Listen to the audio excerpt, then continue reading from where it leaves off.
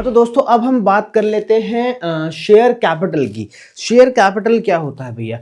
जो जैसे एक सोल प्रोप्राइटर है, सोल प्रोप्राइटर जो पैसा अपना बिजनेस स्टार्ट करने के लिए अपने बिजनेस में लगाता है, वो एक सोल प्रोप्राइटर की कैपिटल हो गई। ऐसे ही पार्टनरशिप है, पार्टनरशिप में जितने भी पार्टनर्स हैं वो सारे वो बिजनेस स्टार्ट करने के लिए जो जो पैसा उस बिजनेस में लगाते हैं वो उन पार्टनर्स की शेयर कैपिटल हो गई। वैसे ही एक कंपनी है, वो कंपनी के जितने भी मेंबर्स हैं या मैं बोलूँ जितने भी शेयर होल्डर्स हैं, वो शेयर होल्डर्स जितना पैसा वो कंपनी स्टार्ट करने में लगाते हैं वो कहलाती है उसकी शेयर कैपिटल। तो यहाँ मतलब देख लेते हैं शेयर कैपिटल को। तो share capital means the capital raised bye A company by its issue of share। यहां पर जो शेयर कैपिटल है वो शेयर कैपिटल क्या कहलाएगी कि जितने भी मेंबर जो शेयर होल्डर्स हैं कंपनी के, वो शेयर होल्डर जितना भी पैसा कंपनी को देंगे वो उस कंपनी की कैपिटल कहलाएगी। यहाँ पर कैपिटल को के कुछ पार्ट किए गए हैं शेयर इशू करने के अकॉर्डिंग। तो यहाँ पर सबसे पहले हम बात करें काइंड्स ऑफ शेयर कैपिटल। ये एक इम्पॉर्टेंट टॉपिक है, ये थ्योरी में पूछा जाने वाला टॉपिक है, तो उसको थोड़ा सा ध्यान से देखिएगा। काइंड्स ऑफ शेयर कैपिटल, सबसे फर्स्ट अगर हम बात करें तो ये कहलाएगी आपकी ऑथराइज्ड कैपिटल। ऑथराइज्ड कैपिटल बोल लो, रजिस्टर्ड कैपिटल बोल लो या नॉमिनल कैपिटल बोल लो, एक ही बात है। ये इसके सिनोनिम्स हैं, आप वो किसी भी नाम से आपसे पूछ सकता है और अधिकतर पूछे जाने वाला नाम है ये थ्योरी में कि व्हाट इज नॉमिनल कैपिटल। होती क्या है नॉमिनल कैपिटल? देखो, आपने जब 11th क्लास में बिजनेस स्टडीज पढ़ी थी वहां पर एओए और एमओए के बारे में आपने पढ़ा था, memorandum of association and article of association. तो जो ऑथराइज्ड कैपिटल है वो कहाँ मेंशन होती है? वो होती है कंपनी के एमओए के अंदर। जो एमओए है वो जो कंपनी के प्रमोटर्स होते हैं, जब वो कंपनी को स्टैब्लिश कर रहे होते हैं तब वो एमओए डिजाइन करते हैं और एमओए में वो मेंशन करते हैं कि हमारी इतनी कैपिटल रहने वाली है। तो जो कैपिटल एमओए के अंदर मेंशन की जाती है वो कहलाती है नॉमिनल कैपिटल, या उसे रजिस्टर्ड कैपिटल भी कह सकते हैं और उसे ऑथराइज्ड कैपिटल भी कह सकते हैं। रजिस्टर्ड कैपिटल इसलिए बोल रहे हैं क्योंकि ये एमओए कहां पर जाता है? ये एमओए जाता है रजिस्ट्रार ऑफिस में और रजिस्ट्रार ऑफिस उसको वेरीफाई करता है और देन रजिस्ट्रार ऑफिस आपको ऑथराइज करता है कि हाँ ठीक है, सब कुछ अगर सही है तो आप कंपनी खोल सकते हो। तो क्योंकि ये वहां पर उनके रजिस्टर्ड में मेंशन होती है तो इसलिए इसको रजिस्टर्ड कैपिटल भी कहते हैं। ऑथराइज कैपिटल इसलिए कह रहे हैं क्योंकि रजिस्ट्रार ऑफिस आपको ये कैपिटल इशू करने के लिए पब्लिक में इतनी अमाउंट तक की जो शेयर्स इशू करने की परमिशन देता है, इसलिए ये कौन सी कैपिटल कहलाती है? ऑथराइज्ड कैपिटल भी कहलाती है। ये एक वो कैपिटल है जिससे ज्यादा के शेयर्स कंपनी कभी भी अपनी लाइफ में इशू नहीं कर सकती है, यानी ये मैक्सिमम अमाउंट है जो एक कंपनी अपने शेयर होल्डर्स से ले सकती है। ठीक है, तो ये कहलाएगी आपकी ऑथराइज्ड कैपिटल, रजिस्टर्ड कैपिटल या नॉमिनल कैपिटल। दूसरी अगर हम बात करें तो इशूड कैपिटल। तो issued capital is the part of authorised capital जो कि आप पब्लिक में सब्सक्रिप्शन के लिए इशू करना चाहते हैं। मतलब आपने क्या करा, इसको एक एग्जांपल के तौर पर समझते हैं कि कंपनी ने डिसाइड करा कि यार हम अपनी ऑथराइज्ड कैपिटल रख लेते हैं 10 लाख रुपए। अब जरूरी नहीं है कि कंपनी को 10 लाख रुपए की जरूरत है, कंपनी जानबूझ के यहाँ पर ऑथराइज्ड कैपिटल हमेशा ज्यादा ही रखती है, क्योंकि जैसा कि मैंने कहा कि कंपनी इस अमाउंट से ज्यादा के शेयर्स कभी भी अपनी लाइफ में इशू नहीं कर पाएगी। तो कंपनी ये जो अमाउंट है वो हमेशा थोड़ी ज्यादा लेके चलती है। उसे भले ही अभी 5 लाख की जरूरत होगी पर वो ऑथराइज कैपिटल कितनी इशू करवाएगी? 10 लाख। वो ये सोच के इशू करवाएगी कि इन फ्यूचर अगर हमें और पैसे की जरूरत पड़ी तो हम आने वाले 5 लाख उसमें से इशू कर देंगे। तो मान लो कि कंपनी ने डिसाइड करा कि उसकी ऑथराइज कैपिटल कितनी रहने वाली है? 10 लाख।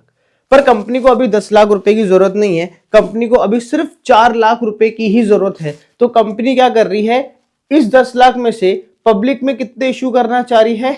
4 लाख। यानी 4 लाख के शेयर कंपनी पब्लिक में क्या करना चाह रही है? इशू करना चाह रही है फॉर सब्सक्रिप्शन। तो इसे कहेंगे भैया इशूड कैपिटल। यानी इशू कैपिटल ऑथराइज कैपिटल का वो पार्ट है जो कि पब्लिक के लिए इशू करने के लिए कंपनी इंटरेस्ट रख रही है। इसके बाद कर लेते हैं subscribed capital. Subscribed capital is the part of issued capital जिसमें पब्लिक ने इंटरेस्ट दिखाया है। देखिए, 4 लाख रुपए के शेयर्स हम इशू तो करना चाहते हैं इशू करने का प्रोसेस क्या होता है? इशू करने का प्रोसेस ये होगा कि कंपनी इशू करना चाहती है अपना शेयर, तो कंपनी क्या करेगी, मार्केट में एडवर्टीजमेंट करेगी कि हम हमारे शेयर्स बेचना चाहते हैं, जो लोग भी हमारे शेयर लेने में इंटरेस्ट रखते हो वो हमारे पास में एप्लीकेशंस भिजाएं।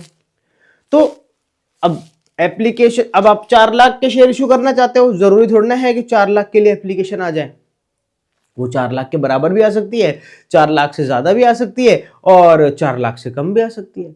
देखो, इसको समझने का एक और तरीके से मैं समझाने की कोशिश करता हूं। मान लो आपकी मोबाइल शॉप है और आपके पास में 10 मोबाइल है, इसका मतलब आप कितने मोबाइल बेचना चाहते हो? 10 मोबाइल बेचना चाहते हो। और अब ऐसा थोड़ी ना है कि आपके पास में 10 ही ग्राहक आएंगे, ग्राहक तो ज्यादा भी आ सकते हैं और ग्राहक कम भी आ सकते हैं। अगर ग्राहक कम आए तो आप उनको क्या करोगे, कम दे के भेज दोगे। जैसे 10 आपके पास में मोबाइल है और आपके पास में कस्टमर आ गए 6, तो आप 10 में से आपके 6 ही बिकेंगे। पर अगर आपके पास में 15 कस्टमर आ गए तो फिर आपके पास में चॉइस रहेगी कि आप किसको दोगे और किसको नहीं दोगे। ऐसा ही यहां पर भी है कि कंपनी अपने कितने रुपए के शेयर इशू करना चाहती है? 4 लाख रुपए के शेयर इशू करना चाहती है। ये तो हो गई इशूड कैपिटल। अब उसमें कितने लोगों ने इंटरेस्ट दिखाया है वो कहलाएगी आपकी सब्सक्राइब कैपिटल। तो सब्सक्राइब कैपिटल इशू कैपिटल के बराबर भी हो सकती है, उसके कम भी हो सकती है और उससे सॉरी उसके बराबर भी हो सकती है।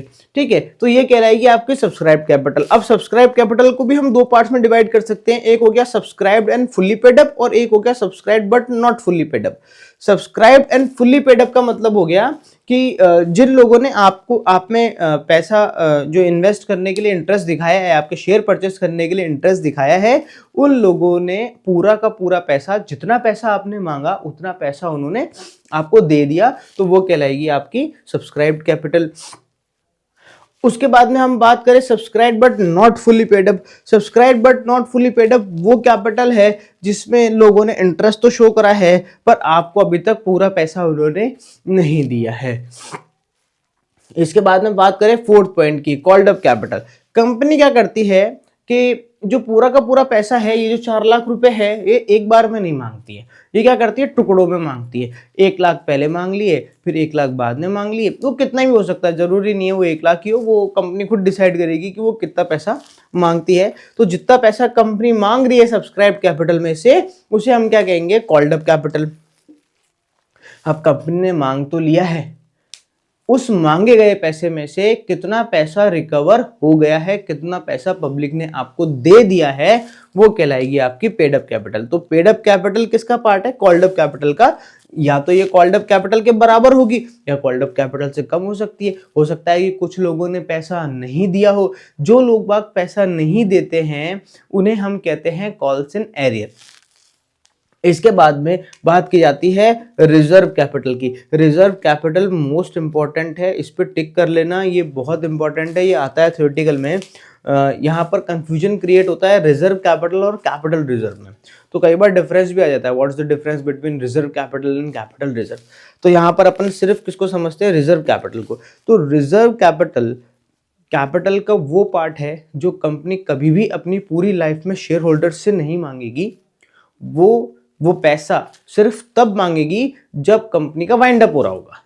यानी ये 4 लाख रुपए, हो सकता है कंपनी इसमें से सिर्फ 3 लाख रुपए मांग ले और 1 लाख रुपए ना मांगे, बोले भैया 1 लाख रुपए हम ट्रांसफर करते हैं किसके अंदर, रिजर्व कैपिटल के अंदर। यानी अब कंपनी जब तक चलती रहेगी तब तक वो 1 लाख रुपए कभी भी नहीं मांगेगी अपने शेयर होल्डर से। कब मांगेगी, जब वाइंड अप पे, जब कंपनी का वाइंड अप हो रहा होगा, तब अगर इनको जरूरत होगी तो वो कंपनी 1 लाख रुपए मांगेगी। वो कैपिटल एक तरीके से रिजर्व कर ली जाती है वाइंड अप के टाइम के लिए, तो ये कहलाएगी आपकी रिजर्व कैपिटल। तो इसी के साथ दोस्तों इसका थ्योरेटिकल पार्ट खत्म होता है।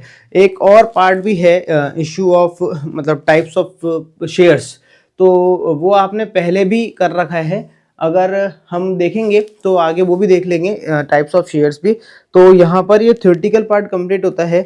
नेक्स्ट वीडियो में मिलते हैं हम और डिस्कस करते हैं इसकी जर्नल एंट्री किस तरीके से की जाएगी, उस पर हम बात करेंगे। तब तक के लिए पढ़ते रहो।